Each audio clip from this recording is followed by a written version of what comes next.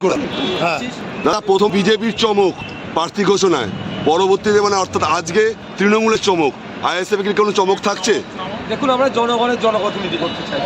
ওই যে সিনেমার আর্টিস্টকে দিয়ে, খেলোয়াড়দেরকে দিয়ে, যাদের মাটির সাথে যোগ নয় তাদেরকে দিয়ে পাঠাবো জিতিয়ে, আর পার্লামেন্টে গিয়ে টিকটক করবে, পার্লামেন্টে গিয়ে কোনো কথা বলবে না, সেই ধরনের আমরা দেবো না।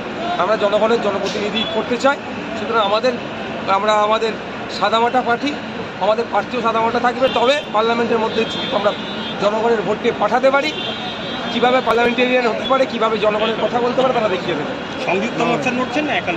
দেখুন, এখনও বলছি আমরা এই জন্য কয়েকটা দিন অপেক্ষা করছি।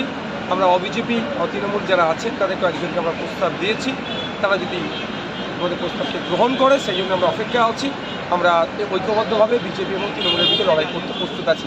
আর তা না হলে আমাদের শক্তি মতো হয়তো সব জায়গায় আমরা দিতে পারবো না, আমাদের শক্তি যেখানে আছে সেই মতো আমরা আমাদের দলের পক্ষ থেকে লড়াই করবো। আজকে টিকিট পাইনি জেলায়, বিভিন্ন জায়গায় এখন তৃণমূল কংগ্রেস কাকে টিকিট দেবেন না দেবেন, কোন শর্তে টিকিট দিচ্ছেন, কি চমক থাকছেন, তাদের দলীয় ব্যাপার। বলছি, বারাসাত লোকসভা কেন্দ্রে বরাবরই 2009 সাল থেকে দেখে আসছি জিতে আসছে যে দেগঙ্গা বিধানসভা, এই জায়গা থেকে সব থেকে বেশি লিড নেয় তৃণমূল, যেতে সাহায্য করে রাজারহাট। এবার আপনারা প্রার্থী দিচ্ছেন, সেক্ষেত্রে তৃণমূলের সুবিধা না অসুবিধা? দেখুন, কাজ সুবিধা অসুবিধা হবে সেই অঙ্ক কষার জন্য রাজনীতির ময়দানে আসেনি। আমরা জনগণের জনপ্রতিনিধি পাঠানোর জন্য রাজনীতির ময়দানে এসেছি। বারাসাত থেকে দাঁড়াতেন, দেগঙ্গার ভোট নিয়ে জিততেন। আমি শুধু নট অনলি দেগঙ্গা, বাকি কনস্টিটিউয়েন্সি যেগুলো আছে মানুষের জন্য কি করেছেন। যখন কৃষকদের বিরুদ্ধে বিল পাস হচ্ছিল কি করছিল, যখন সিএ এর বিল পাস হয়েছিল এই বারাসাত কেন্দ্রের এমপি তখন কী ভূমিকা ছিল, 370 নিয়ে যখন আলোচনা কী ছিল, এক কথায় জনবিরোধী যে সমস্ত বিল অপদার্থ বিজেপির কেন্দ্রের সরকার যখন নিয়ে আসছিল, বারাসাত কেন্দ্রের এমপির ভূমিকা নিয়ে আমরা দেখে নিয়েছি। এবার তিনি পরাজিত হচ্ছেন, আশা করছি তাকে পরাজিত করে ইন্ডিয়ান সেকুলার ফ্রন্টের পক্ষ থেকে আমরা যাকে দাঁড় করাবো তিনি বিজেতা হাসি এসে পার্লামেন্টে যাবেন, মানুষের কথা বলবেন। বিজেপি বলছে তাদের চমক সংশোধিত নাগরিকত্ব আইন, এটা কি সুবিধা দেবে না জনগণ কতটা দুর্ভোগে না সুবিধা হবে? দেখুন, বিজেপি তৃণমূলে আবার বাইনারি করতে চাইছে। ওরা এগুলো নিয়ে এসেই বিজেপি তৃণমূলের মধ্যে ভোট ভাগাভাগি করতে চাইছে। বিজেপির অবস্থা বাংলায় খারাপ, তৃণমূলের অবস্থা খারাপ, সুতরাং ওটা তাদের জন্য চমক, ওটাই কি ভোটটাকে ভাগ করে নেবে। এই জেলায় কোনো কাজ হবে না। এই জেলায় কটা আসনে আইএসএফ প্রার্থী দিচ্ছে? দেখুন, এই জেলার মধ্যে 2-3টে আসনে আমাদের নজর আছে। এবার জোট হলে জোটের ক্ষেত্রে একটু কনসিডারের জায়গা আছে, না হলে আমরা যেমন বারাসাতের বাদ দিয়ে আর কোন কোন জায়গায় কথা বলছি? বসিরহাট আছে, বনগাঁ আমাদের নজরে আছে। না, দেখুন, আমাদের ওটা এখনো ওটা আমাদের দলের কনফিডেন্সিয়াল বিষয় আছে। আমরা যারা আমাদের কন্টেস্ট করেছে তাদের মধ্যে থেকেও আমাদের যেমন ভাবছি আবার আমাদের দলের ব্যাপ্তি ঘটানোর জন্য আরও বেশ কিছু নতুন মুখ নিয়ে এসেছি যারা মানুষের সাথে রেখে কাজ করছে। আপনারা বলেছিলেন যে বসিরহাটে যে সাংসদ সে টিকটক করে, এই অভিযোগ এনেছিলেন, সেই কারণে কি সেই সাংসদকে বদলে দেওয়া হলো? দেখুন, ব্যাপারটা হচ্ছে সেই সংসদের ভূমিকা কী। একজন সাংসদকে জিতে পার্লামেন্টে পাঠাচ্ছে কেন মানুষজন?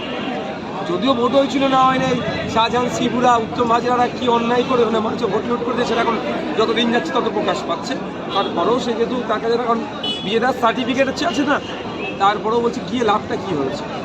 এইবার যেমন নুসরাতকে দেয়নি, মিমিদিকে দেয়নি, তার পরিবর্তে এই ধরনের অখাদ্য কিছু দিয়েছে। মানে হাজিরুল দাঁড়িয়ে, সেক্ষেত্রে লড়াইটা কতটা কঠিন হবে? দেখুন, উনি অবশ্যই একজন সিনিয়র লিডার, ওনার শরীর অসুস্থ শুনছিলাম, ওনার সুস্থ লড়াইটা হাজিরুল সাহেব দ্বারা আর অভিষেক ব্যানার্জি দ্বারা, মমতা ব্যানার্জি দ্বারা, প্রত্যেকের বিরুদ্ধে আমরা সমান লড়াই লড়ব, আর প্রত্যেককে আমরা প্রতিপক্ষ হিসেবেই দেখি। এই শাসক দল বারবার যে অভিযোগ করে যে আইএসএফ প্রার্থী দেওয়া মানে হচ্ছে বিজেপির সুবিধা হয়ে যাওয়া, মানে এটা নিয়ে কি বলবেন? কেন বিজেপির সুবিধা খারাপ? প্রথম কথা। আর আইএসএফকে কেন তাহলে ভোট দেবে? শাসক কাজ করেনি, শুধুমাত্র ভোট ব্যাংক হিসাবে দলিত, আদিবাসী, মুসলমান, মতুয়া ভোটকে ধরে রাখার চেষ্টা করছে। দিনের শেষে এরা বঞ্চিত হচ্ছে। এদেরও যখন জনপ্রতিনিধিত্ব করার জন্য রাজনীতির ময়দানে আসছে তখনই ভয় পাচ্ছে। উন্নয়নমূলক কাজ করলে যে কেউ দাঁড়াতে পারে, তাহলে ভয় পাবার কি আছে? কাজ করবেন না, আর এদের বিপক্ষে যখন ভোটে দাঁড়াতে গেলি তখনই বলছে ভোট কাটবে। অভিষেক বন্দ্যোপাধ্যায় ডায়মন্ড হারবার থেকে প্রার্থী হয়েছেন, আপনি সেটা আমি আমার অবস্থানে বলেছি। আমাদেরও যখন পার্টির প্রার্থী লিস্ট ঘোষণা হবে অপেক্ষা করুন। আমি তো আমার দলকে কনভিন্স করাচ্ছি যে আমাকে ওখানে অনুমোদন দেওয়া হোক। বদিরগড়ে ইউসুফ পাঠান আগেবারে কিন্তু যদি আপনার দল অনুমোদন দেয় তাহলে আপনি ডায়মন্ড হারবার থেকে প্রার্থী হবেন। একদম 100% আমি অপেক্ষায় আছি, অনুমোদনের অপেক্ষায়। কিন্তু এটা নিয়ে আলোচনা চলছে দলের মধ্যে। সংযুক্ত মোর্চায় আগেবারে শুরু ছিলেন কংগ্রেস, সেই জায়গায় বদিরগড়ে ইউসুফ পাঠান কিন্তু কংগ্রেস। দেখুন, ইউসুফ পাঠানকে দিয়ে লাভ কী হবে সোসাইটি?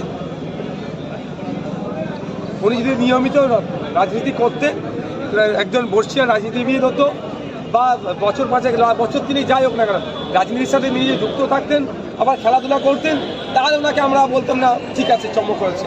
একজন ক্রিকেটার, উনি ব্যাট বল, ক্রিকেট, ফিল্ডিং, ছক্কা, এটা নিয়ে তিনি ভালো বুঝবেন, চৌকা নিয়ে ভালো বুঝবেন। হ্যাঁ, তিনি তার সম্মানের সাথে যুক্ত আছে। তিনি হচ্ছেন IPL এ রাজস্থান রয়্যালসকে তিনি চ্যাম্পিয়ন করিয়েছিলেন। তিনি দায়িত্ব নিয়ে IPL-এ T20 বিশ্বকাপ প্রথম 2007-এ আমরা চ্যাম্পিয়ন হয়েছিলাম দেশে। তিনি ওই বিজেতা টিমের একজন সদস্য ছিলেন। হ্যাঁ, এটা তার পরিচয়।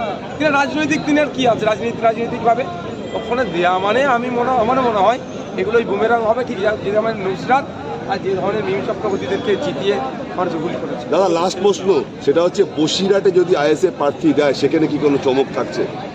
সময় কথা বলবো, একটু অপেক্ষা করুন, প্রার্থী দিচ্ছি আমরা। পাঠান বা এদের যে প্রার্থীপদ করা হলো, এটা কি অন্যভাবে বিজেপিকেই সমর্থন দেওয়ার সামান্য? দেখুন, পশ্চিমবাংলায় বিজেপি যে 20টা সিটের লিস্ট বার করেছে, আর তৃণমূল আজকে 42টা। সিটগুলো দেখলে আপনারা বুঝতে পারবেন বিজেপি আর তৃণমূলের মধ্যে একটু ভাগ করাপাড়ি হচ্ছে, কে কটা সিট কিন্তু বলে। কারণ যেই কোনো এক বিজেপির এক রেখে তার দলীয় কর্মীরা তাদের কার্যালয়ে ভরে তারা মেরে রাখলে তাকে আহ্বান দিচ্ছে। মানে আমি তাদের ব্যাপার কে কাকে দেবে, কিন্তু জাস্ট আমি বলছি লিস্ট থেকে বোঝা যাবে কিছু সিট দেওয়া ওদেরকে ছাড়তে চাইছে, ওরা এদেরকে কিছু সিট গিফট করবে। এই তাদের বাইনারি পলিটিক্স বা এই ধরনের সিট সমঝোতা তাদের মধ্যে চলছে। বিজেপির চমক কি এবার কি অভিজিৎ গঙ্গোপাধ্যায় বিচারপতি? এখনো তো তিনি ঘোষণা হয়নি। Thank you. Thank you.